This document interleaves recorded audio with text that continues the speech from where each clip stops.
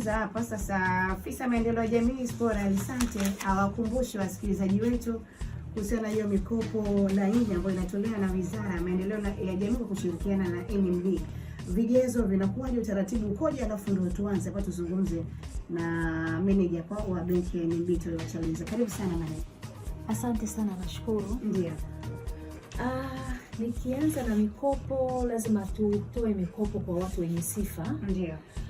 Sifa ya kwanza ni lazima uwe Mtanzania mwenye miaka 18 mpaka miaka 74. Ndio. Kwa hiyo wanawake, wanaume, vijana, wazee mnakaribishwa. Ukiwa miaka 74 kushuka chini, karibu sana kwenye hiyo mikopo. Ndio. Lakini vigezo, unatakiwa uwe na kitambulisho cha NIDA au kitambulisho cha uraia. Ndio kigezo kikubwa, ambapo utakuja hapa ofisi namba 11 ghorofa ya kwanza. Tutakusajili kwenye mfumo wa wafanyabiashara wadogo. Ndio. Ukishasajiliwa utatumiwa control number kwenye simu yako, ambapo utalipia 20,000, ambapo ukishalipia 20,000 ndio kitambulisho kinaandaliwa. Ndio. Labda hapo nifafanue.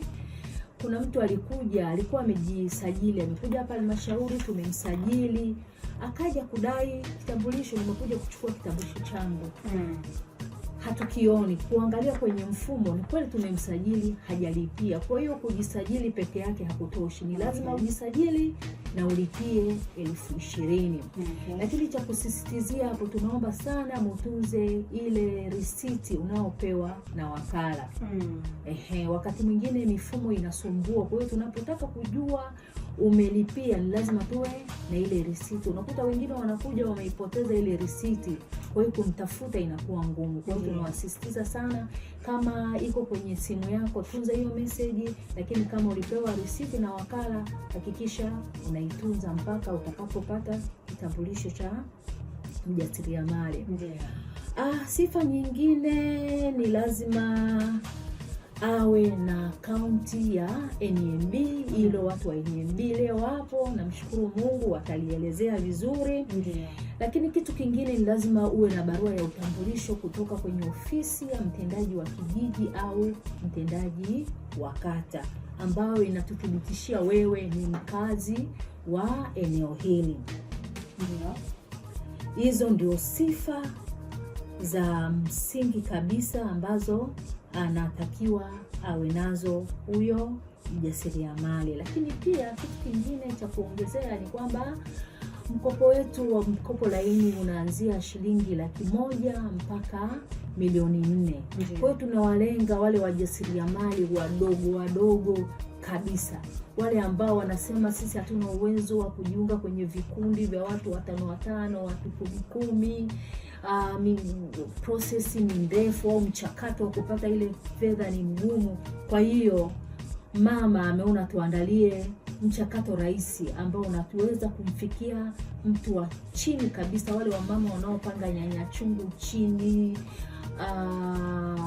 bamia chini, wale wanaouza mchicha, ndio wanaotakiwa kuchukua huu mkopo, wale wa mama wajasiriamali na wababa wajasiriamali wadogo.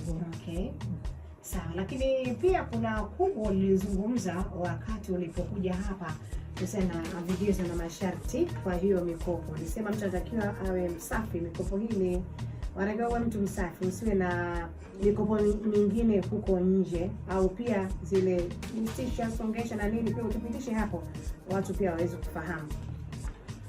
Asante.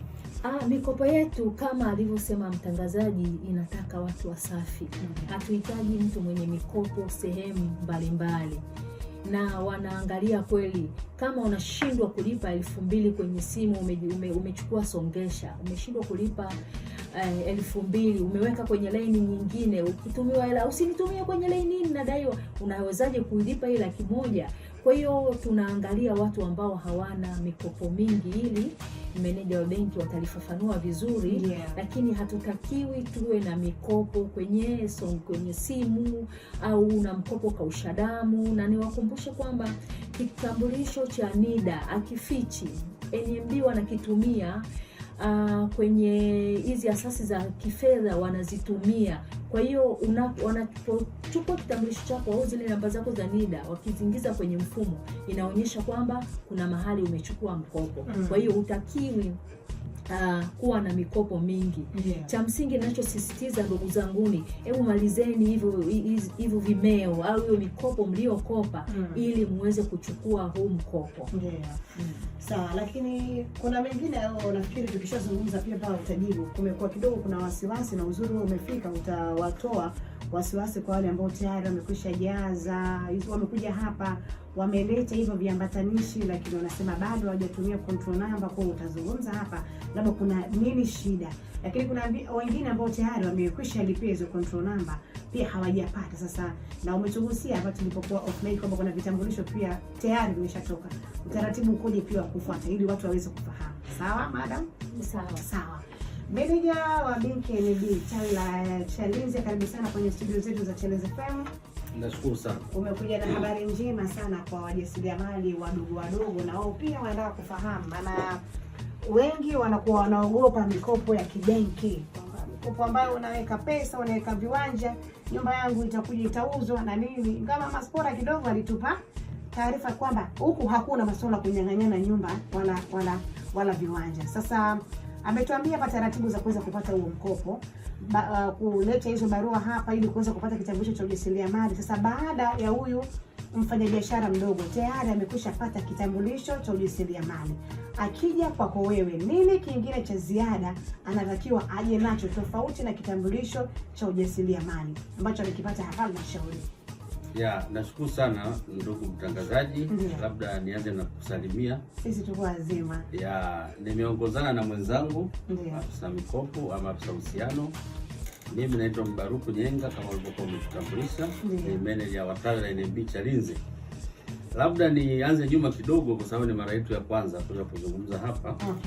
Na wanachalinze wengi watakuwa na maswali ya kutaka kujua hii mikopo ni ya namna gani. Hii mikopo bwana inatolewa na serikali chini ya Wizara ya Maendeleo ya Jamii, Jinsia, Wanawake na Makundi Maalum, lakini tukishirikiana na benki yetu ya NMB. Walengo wa mikopo hii kama alivyokuwa amezungumza afisa maendeleo ni wale wajasiriamali wadogo waliopewa vitambulisho vya ujasiriamali na serikali nchi nzima. Sasa vigezo ambavyo ulikuwa unauliza vikubwa, kwanza lazima mtu awe mfanyabiashara, lakini na vigezo timilifu ambavyo sisi tunaviangalia. Hilo kubwa, awe Mtanzania, lakini awe na umri wa zaidi ya miaka 18, awe na biashara tayari ambayo imedumu kwa angalau miezi 6. Kwa hiyo kuna wengine inawezekana baada ya kusikia hili tangazo akafungua biashara leo afu kesho akaja benki, huyo atakuwa qualify, lakini na kitambulisho kama tulivyosema cha wafanyabiashara. Sasa wengine wanatuliza hii mikopo manager ni ya kikundi ama ni ya mtu binafsi? Hii mikopo ni ya mtu mmoja. Kwa hiyo ni wewe mwenyewe mwenye biashara yako, mama ntilie, ama unauza mikaa na vitu kama hivyo, njoo mwenyewe benki uweze kukopeshwa wewe. Mfanya biashara anaruhusiwa kukopa kiasi gani cha fedha? Hayo ni maswali ambayo tumekuwa tukipewa.